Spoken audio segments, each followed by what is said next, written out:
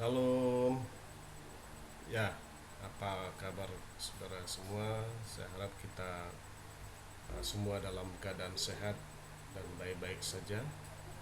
Saya harap kita semua berkonsentrasi untuk menyelesaikan beberapa tugas-tugas kita pada semester ini. Ya. Saya ingin kita fokus dan melanjutkan kembali materi pembelajaran eskatologi. Saya kira ini sudah mewakili materi dan pertemuan kita yang kesekian kali setelah kita UTS minggu lalu. Mungkin 2 atau 3 kali lagi saya memaparkan materi, setelah itu kita ujian akhir semester, dan saya harap saudara mempersiapkan berbagai tugas, makalah, termasuk video presentasi yang berdasarkan tugas saudara. Saya mohon saudara mempersiapkan semuanya itu.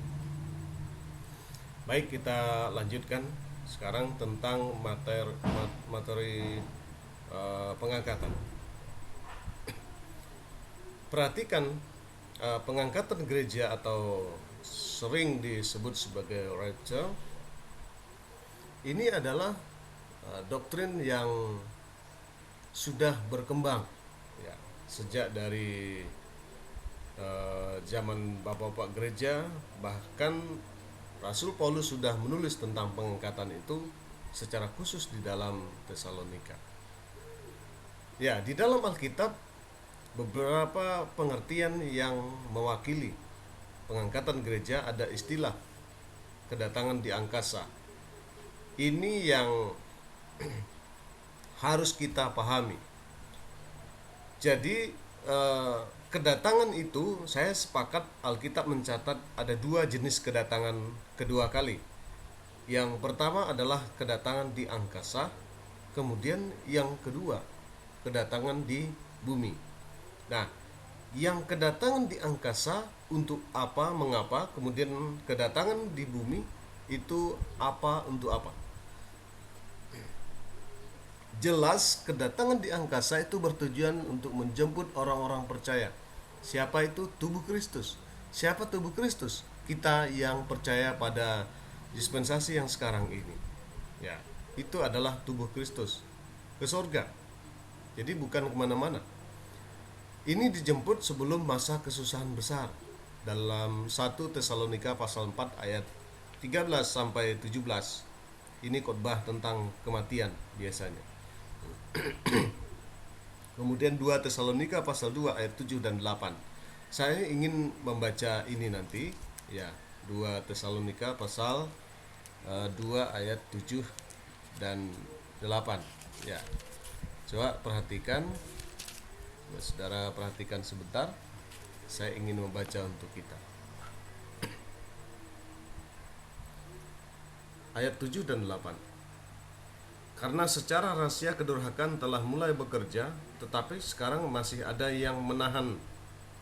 Kalau yang sekarang menahannya itu telah disingkirkan, pada waktu itulah si pendurhaka baru akan menyatakan dirinya. Tetapi Tuhan Yesus akan membunuhnya dengan napas mulutnya dan akan memusnahkannya dengan penampakannya pada waktu kedatangannya. Jadi pada waktu kedatangan Kristus yang kedua kali di bumi, dia akan memusnahkan pekerjaan antikris. Nah, saudara-saudara, peristiwa pengangkatan ini itu terjadi sebelum kesusahan besar di sini. Mengapa demikian? Karena 2 Tesalonika pasal 2 ayat 7 dan 8 menjelaskan bahwa pendurhakaan antikris itu belum sepenuhnya terjadi. Mengapa? Karena masih ada yang menahan. Siapa yang menahan? Yaitu tubuh Kristus.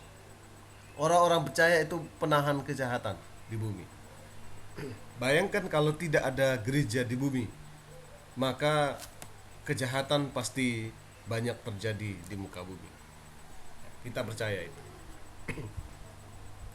Dan Allah tidak membiarkan orang-orang percaya ditimpa murka. Artinya saudara, Allah menyayangi orang-orang percaya kita, supaya jangan sampai nanti penyiksaan antikris kemudian menimpa orang-orang percaya ini. Jadi jelas sebelum penyiksaan antikris, Tuhan sudah mengangkat ya rapture orang-orang percaya, dan itu akan terjadi pertemuan di angkasa bersama dengan Tuhan. Kemudian kita akan selamanya bersama Tuhan di surga. Ini adalah peristiwa atau momen yang sangat dinantikan orang percaya. Oleh sebab itu, saya sering mengatakan bahwa inilah pengharapan orang percaya satu-satunya yang berbeda dengan pengharapan orang-orang yang tidak percaya. Jadi kedatangan Kristus di angkasa adalah pengharapan kita yang sejati, bukan pengharapan yang lain. Nah, sehingga pengharapan yang lain itu bukanlah pengharapan tubuh Kristus yang sebenarnya. Dan untuk menghindari kengerian dari penghakiman masa penderitaan besar, ya, pada pengangkatan, pergerakan dari bumi ke surga. Jadi pengangkatan itu yang pertama untuk menghindari gereja masuk dalam kengerian masa penderitaan besar itu. Nah, perhatikan, masa pengangkatan ini adalah pergerakan dari bumi ke surga. Jadi kita yang ke surga. Ya. Nah, perhatikan kedatangan Kristus di bumi. Kedatangan Kristus di bumi bertujuan untuk mengakhiri kefasikan dan memulihkan kerajaan bagi Israel. Itu yang saya katakan. Jadi setelah kita mengalami pengangkatan, kemudian antikris akan menguasai bumi, memberikan penderitaan yang besar bagi banyak orang. Kefasikan terjadi, penindasan kebenaran itu terjadi. Kemudian orang-orang percaya yang percaya pada masa tribulasi ini nanti itu akan mengalami aniaya, penindasan, khususnya Israel itu akan mengalami penindasan. Nah, dan untuk mengakhiri masa ini, karena masa ini dipersingkat, kalau tidak dipersingkat, niscaya segala makhluk hidup itu tidak akan pernah mengalami kehidupan. Karena apa? Penyiksaan pada masa tribulasi itu sangat berat sekali. Jadi kedatangan Kristus ke bumi itu bertujuan untuk mengakhiri kefasikan dan setelah itu mempersiapkan janji pemulihan kerajaan bagi Israel. Nah, itu dapat kita lihat di dalam kitab-kitab PL, nubuatan-nubuatan tentang kerajaan mesianik yang dijanjikan oleh Allah kepada Israel itu akan tergenapi, itu akan dipenuhi pada masa itu nanti, ya, pada masa kedatangan dalam kerajaan. Jadi pada kedatangan Kristus kedua kali, yaitu pergerakan dari surga ke bumi. Nah, perhatikan, berbeda dengan pengangkatan itu tadi. Dalam pengangkatan itu pergerakan dari bumi ke surga, tetapi dalam kedatangan Kristus ke bumi itu pergerakan dari surga ke bumi. Ini dalam Matius ditandai dengan langit yang penuh dengan kemuliaan Allah. Ya. Seluruh alam, seluruh makhluk menyaksikan kedatangan anak manusia, dan dia menginjakkan kaki di Bukit Zaitun. Nah, oleh sebab itu tidak heran bahwa negara Timur Tengah, Israel, itu merupakan barometer untuk menilai akhir zaman. Ya. Kenapa ketegangan di sana adalah ketegangan bagi seluruh dunia? Ya, karena orang menyadari bahwa ketegangan ini bukan ketegangan biasa.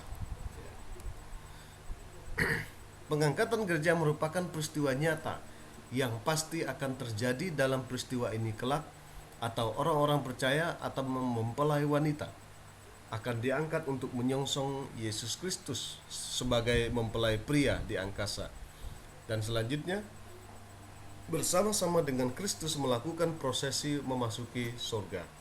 Jadi pesta anak domba itu terjadi di sana. Ya. Peristiwa ini disebut sebagai rapture tadi, yaitu pengangkatan. Yaitu sebuah istilah yang diambil dari bahasa Latin rapturo, yang dalam bahasa Alkitab khususnya dalam Roma pasal 11 yaitu catch up. Jadi mengangkat. Ya.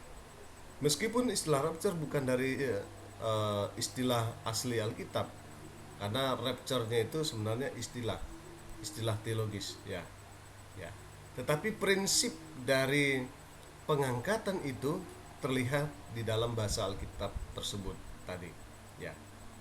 Jadi ini menjelaskan bahwa akan terjadinya pengangkatan ke atas. Pengangkatan ke atas.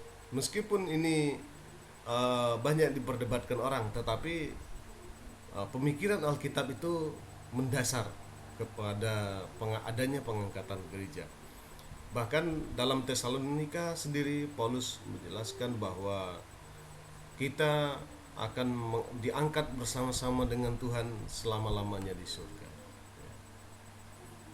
Jelas bahwa pengangkatan gereja sendiri didasarkan pada pernyataan Alkitab, bukan mengarang-arang, ya, bukan mengarang-arang pada pemikiran sendiri, tapi memang pernyataan Alkitab.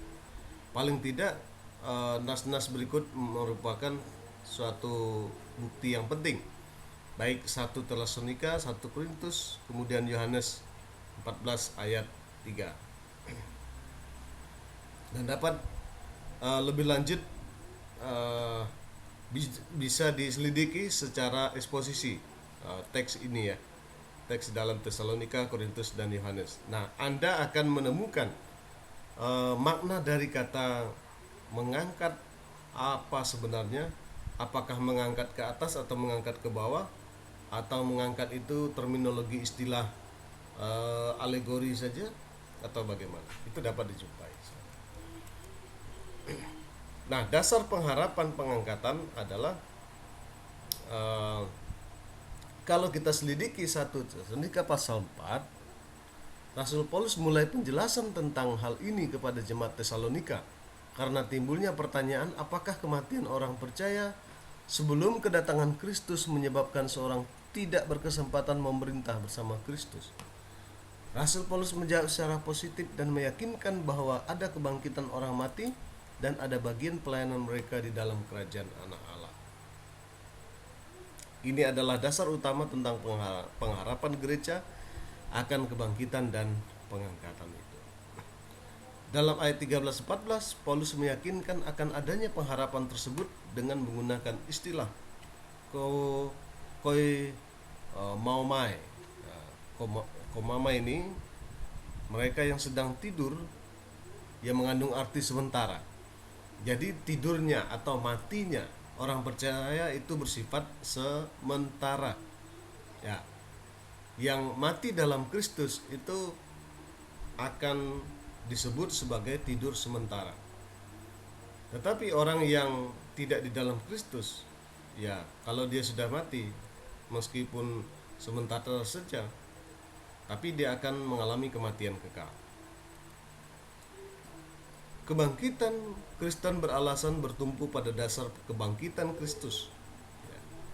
Kenapa? Karena ungkapan egar pistomen yang terjemahkan karena jikalau kita percaya dalam pasal 4 ayat 14 Tesalonika ini sebenarnya menekankan dasar pengharapan anak-anak Allah akan kebangkitan tubuh, yakni keyakinan pada fakta historis akan kebangkitan Kristus. Jadi kalau kita adalah orang percaya, ya, maka kita memiliki pengharapan akan pengangkatan tersebut. Nah, karena kita adalah orang percaya, maka saya ingin sampaikan adalah pengharapan pengangkatan itu adalah bagian yang harus kita miliki, yang harus kita yakini dan imani, karena Alkitab sudah mengajarkan demikian kepada kita. Dan saudara, kedatangan Kristus untuk pengangkatan gereja berbeda dengan kedatangan Yesus ke bumi setelah masa tribulasi itu. berbeda ya. Jadi jangan disamakan kedatangan Yesus di angkasa dengan kedatangan tribulasi. Karena tadi kita sudah lihat ini ya, ada dua macam kedatangan, yaitu kedatangan di angkasa dan kedatangan di bumi. Ya, berbeda sekali. Nah, itu yang perlu kita perhatikan, yaitu kedatangan di angkasa dengan kedatangan di bumi itu berbeda. Kedatangan di angkasa untuk gereja, sedangkan kedatangan setelah tribulasi yang Yesus sendiri turun ke bumi, yaitu untuk Israel dan bangsa-bangsa, dan mendirikan kerajaan 1000 tahun, kerajaan milenium. Ya, ini. Baik, itu penjelasan tentang pengangkatan. Saya kira kita dapat membedakan dua jenis kedatangan yang harus kita pahami. Baik, pengangkatan itu merupakan reunian orang percaya yang mencakup beberapa peristiwa yang akan terjadi. Yang pertama, terjadi perkawinan Kristus dan gerejanya. Jadi perkawinan yang dimaksud bukan perkawinan manusia, tapi ini merupakan sebuah analogi di mana Kristus sendiri menantikan umat atau gereja tubuh Kristus itu bersekutu dengan Dia secara bukan transenden, tetapi secara real. Kita berjumpa dengan Tuhan, kemudian terjadi pesta di sana. Kenapa? Kristus sangat merindukan tubuhnya itu dikumpulkan, kemudian Dia dapat menyatukan orang percaya, mengumpulkan orang percaya. Jadi maaf, tidak ada gereja Pentekostal lagi, tidak ada gereja karismatik, tidak ada gereja Injili. Semua orang percaya itu dirindukan oleh Kristus, ya, dirindukan oleh Kristus untuk berjumpa di dalam perkawinan, ya, perjumpaan di angkasa. Jadi saudara, saya ingatkan kepada kita semua bahwa Kristus merindukan saudara. Kristus merindukan orang-orang percaya. Ya, oleh sebab itu peristiwa rapture ini merupakan reuni antara orang percaya dan Kristus. Selama kita di bumi, kita hanya mungkin mengimani saja, percaya. Ya. Tetapi pada akhirnya nanti dengan kenyataan dan fakta kita melihat, ya, bahwa kita akan berjumpa face to face atau muka dengan muka. Kemudian kita akan berkumpul bersama-sama dalam pesta perkawinan itu. Itu yang menjadi dasar bagi kita untuk kita semakin lebih percaya, lebih mengimani bahwa kita sebenarnya, ya, memiliki pengharapan akan berjumpa dengan Tuhan di angkasa. Yang kedua, semua orang percaya dalam dispensasi anugerah yang sekarang, ya, dalam masa anugerah ini, ya, yang telah meninggal akan mengalami kebangkitan tubuh. Itu dijelaskan di dalam Tesalonika, ya. Dan dalam kebangkitan pertama, dalam arti memang tidak ada selang antara orang yang mati dan orang yang hidup diangkat, ya. Tetapi saudara, kebangkitan pertama itu terjadi ketika sebelum pengangkatan gereja. Itu kebangkitan massal pertama kali. Laut menyerahkan orang percaya dalam laut, tanah bumi menyerahkan orang percaya dalam tanah bumi, kemudian langit juga, awan-awan menyerahkan orang percaya yang mati di awan, ya, karena mungkin pergi ke bulan, meninggal di bulan, ya, mungkin kita tidak tahu, atau ada yang meledak di angkasa jadi debu-debu di planet, ya. Jadi semua alam itu menyerahkan orang percaya untuk dibangkitkan mengalami pengangkatan pada hari itu, pada masa anugerah sekarang.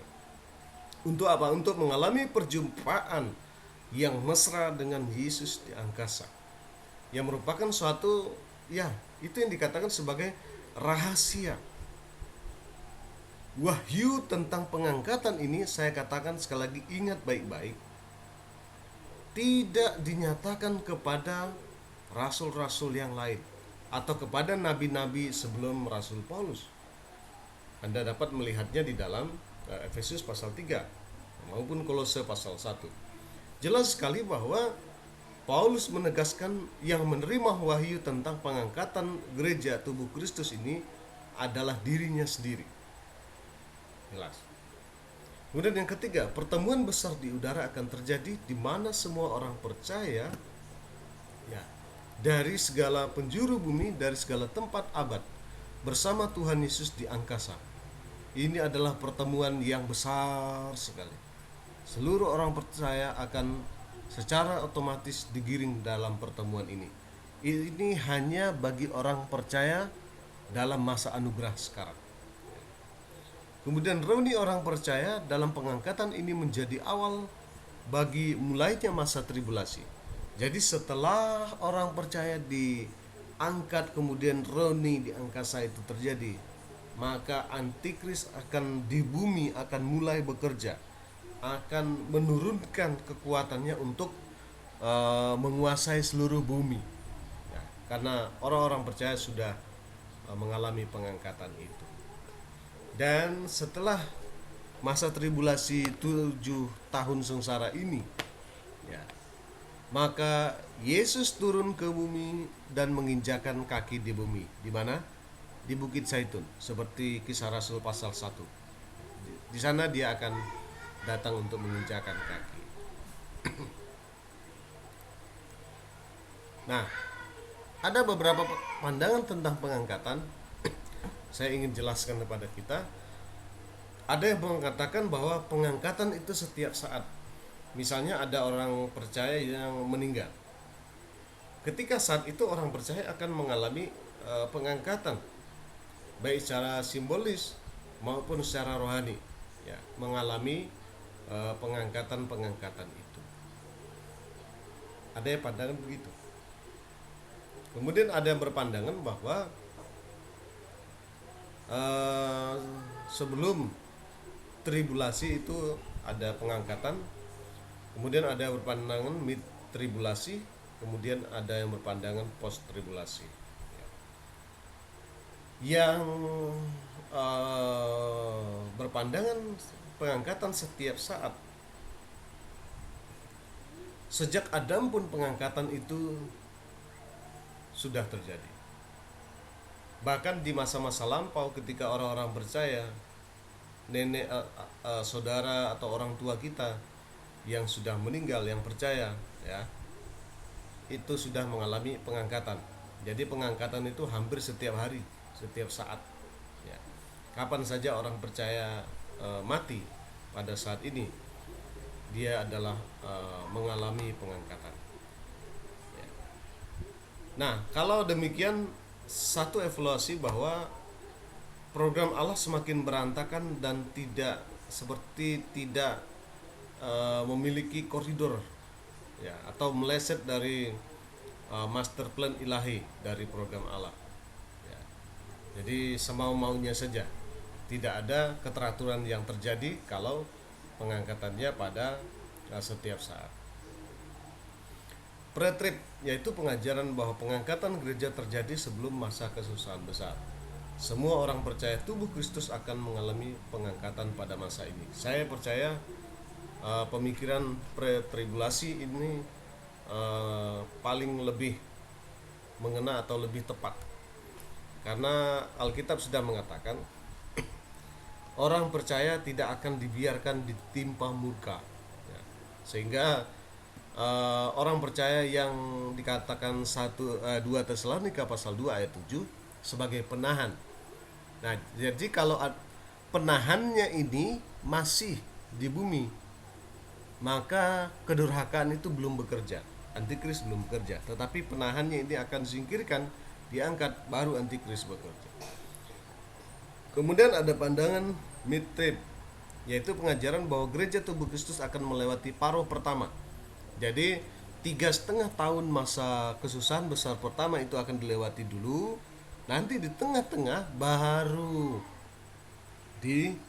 mengalami pengangkatan ya. Pandangan ini mengacu kepada bahwa ada satu ayat mengatakan kepada kamu tidak saja dikarunia untuk percaya, tetapi untuk menderita bagi Kristus. Oke, yang berikutnya ada postrip yang mengajarkan bahwa gereja akan melalui keseluruhan masa tribulasi kesusahan besar untuk mengalami pemurnian dan penyucian. Setelah itu barulah diangkat ke surga. Jadi seperti orang-orang Katolik, teologi Katolik Roma merupakan penganut dari pandangan tentang penyucian, pemurnian ini. Dan kalangan Kristen ada juga yang berpandangan bahwa akan terjadi post-trib, ya. Dan mereka menguatkannya dengan bahwa orang percaya akan mengalami pencobaan-pencobaan yang tidak melampaui kekuatan mereka, seperti dikatakan dalam 1 Korintus pasal 10, ya, bahwa menurut mereka Tuhan akan memberikan kekuatan bagi orang percaya untuk melewati pencobaan-pencobaan ini, ya. Itu pandangan tentang tribulasi. Baik, pelajaran tentang pengangkatan adalah menjadikan sumber sukacita. Jadi dengan adanya pengharapan yang mulia, pengharapan yang tak terkatakan, pengharapan yang luar biasa, maka bagi kita ya ada sukacita besar. Kenapa? Karena kita akan berkumpul bersama dengan Tuhan di angkasa dan kita diluputkan dari masa kesusahan besar itu nanti.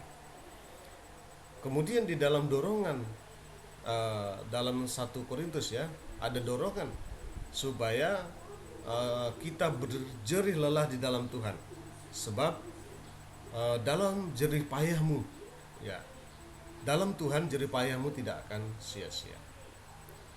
Kemudian ada juga peringatan untuk berjaga-jaga. Kenapa? Karena kita tidak tahu kapan peristiwa ini datang. Dan saya melihat tidak ada nasihat atau peringatan untuk menanti-nantikan peristiwa-peristiwa lain kecuali pengangkatan ini. Jadi bagi orang percaya, peristiwa pengangkatan ini merupakan peristiwa yang dinantikan. Jadi saya ingatkan, jangan pernah kita mengharapkan penantian-penantian yang lain. Karena bagi kita yang percaya pada masa anugerah ini adalah pengangkatan merupakan bagian dari program Allah untuk kita.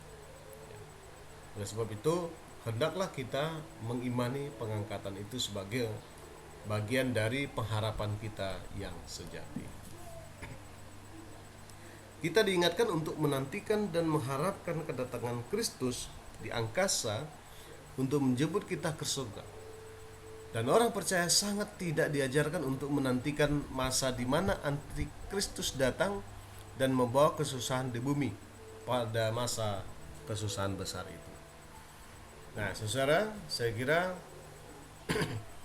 kita cukup di sini kita memahami tentang yang namanya doktrin pengangkatan. Saya ingin saudara mengerjakan tugas di dalam 1 Tesalonika pasal 4 ayat 13 sampai 18. Saya ingin saudara fokus kepada ayat 17. Saudara coba jelaskan makna kata diangkat di dalam ayat 17, baik dari sisi gramatikal, tekstual, grammar bahasa Yunani. Anda buka leksikal di perpustakaan, ya, Anda mencari untuk penugasan ini. Penugasan ini hanya saya berikan 3 hari, saudara dapat mengerjakan. Itu saja tentang materi pada hari ini. Saya ingatkan saudara agar kita tetap menjaga kesehatan, menjaga pola makan yang baik, ya, istirahat yang cukup, berolahraga, pakai masker jikalau Anda keluar rumah. Ya, tetap sehat, semangat. Tuhan Yesus memberkati kita semua. Salam.